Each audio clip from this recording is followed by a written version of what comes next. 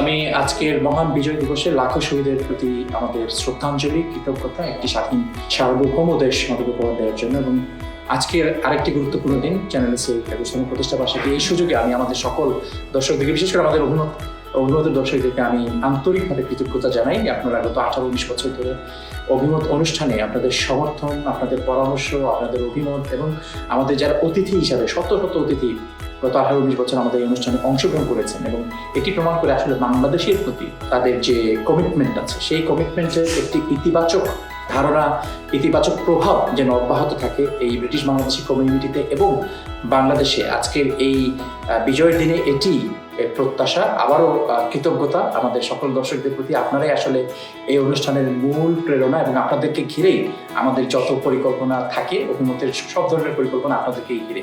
আজকে 21তম প্রতিষ্ঠা বার্ষিকী উপলক্ষে আমাদেরও একটি আর্জি, আমাদেরকে আপনারা এত বছর ধরে যে সমর্থন দিয়েছেন, আমি আবারও এই আর্জি জানাবো, এই সমর্থন দয়া করে অব্যাহত রাখবেন, যাতে করে আমরা আরো বেশি অনুপ্রাণিত হই এবং আরো ভালো অনুষ্ঠান আমাদের সকল দর্শকদের জন্য উপহার দিতে পারি।